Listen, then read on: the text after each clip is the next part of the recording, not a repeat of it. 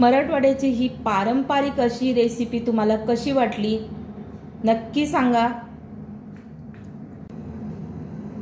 नमस्कार, आपल्या दीपालीच मेजवानी या मराठी यूट्यूब चॅनलवर तुमचे खूप खूप खूप मनापासून स्वागत। आज आपण लहानपणीच्या आठवणी ताज्या करणार आहोत। अशीच एक रेसिपी मी तुमच्यासाठी घेऊन आली आहे। माझी आजी मला लहानपणी मलिदा करून द्यायची, तर तीच रेसिपी मी आज तुमच्याबरोबर शेअर करणार आहे। रेसिपी शेवटपर्यंत नक्की बघा। आपल्या चॅनलवर नवीन असाल तर नक्कीच चॅनलला सबस्क्राइब करा। तर आजची आपली रेसिपी आहे बाजरीचा मलिदा। तर मी कशा पद्धतीने करते आणि आपल्याकडे काय साहित्य आहे ते बघूया।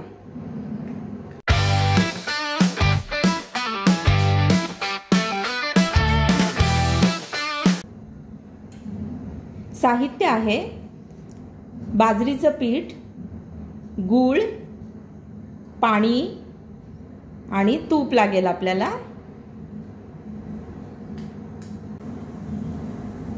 तर बघा, आपण आता भाकरी बनवूया।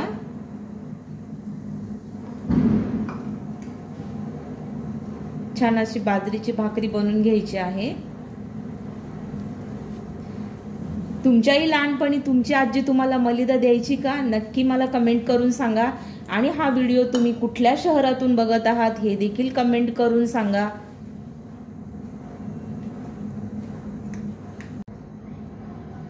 इथे छान बघा, मी गोळा करून घेतला आहे पिठाचा। व्यवस्थित असं मळून झालं आहे आपलं पीठ।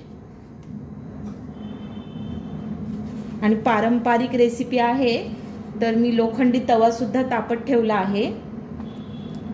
छान भाकरी थापून घ्यायची आहे आपल्याला या पद्धतीने। आणि जास्त पातळ देखील नाही करायची आपल्याला, थोडीशी अशी जाड ठेवायची आहे, म्हणजे आपला मलिदा खूप छान असा होईल। या पद्धतीने बघा, अगदीच पातळ पण नाही आणि अगदीच जाड सुद्धा नाही। या पद्धतीची आपल्याला भाकरी थापून घ्यायची आहे। बघा, साधारणतः एवढ्या जाडीची अशी ही भाकरी आहे। आपण तव्यात घालूया। तवा छान तापला आहे। आता आपण भाकरी टाकून घेऊया तव्यावरती।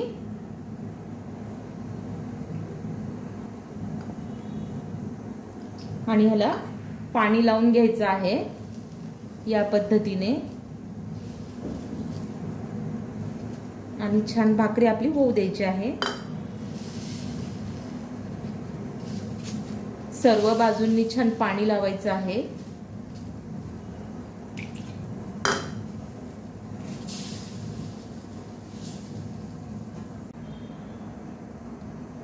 बघा, छान अशी भाकरी आपली फुगलेली आहे।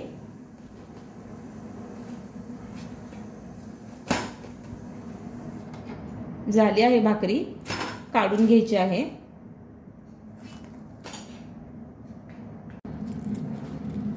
बघा, गरम गरम असतानाच आपल्याला ही चुरून घ्यायची आहे भाकरी। एकदम जेवढी बारीक होईल तेवढी आपल्याला छान अशी बारीक करून घ्यायची आहे।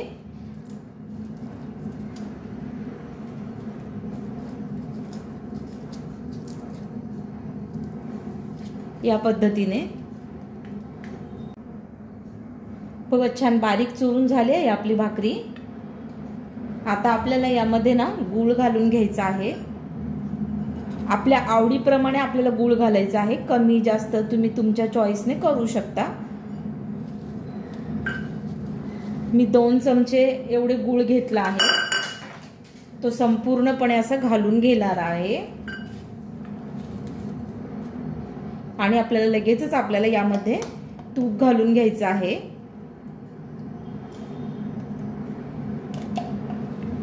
आणि छान हे परत एकदा एकजीव करायचं आहे या पद्धतीने।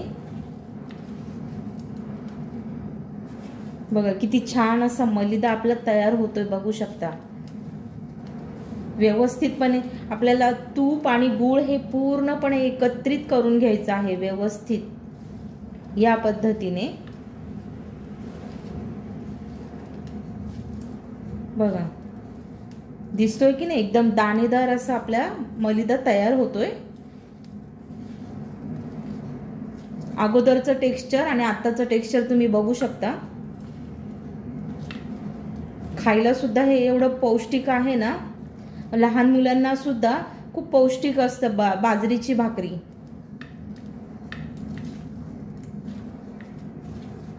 मुलांना छान अंगी लागते बाजरीची भाकरी, म्हणून लहान मुलांना ना आवर्जून असे देतात मलिदा करून. ही रेसिपी मराठवाड्याच्या बऱ्याचशा भागामध्ये बघायला मिळेल तुम्हाला. असा मलिदा नेहमीच मुलांना करून देतात.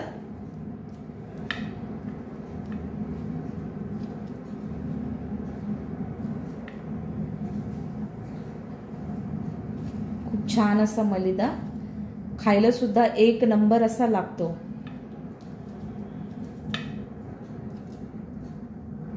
झाला आहे तयार मलिदा.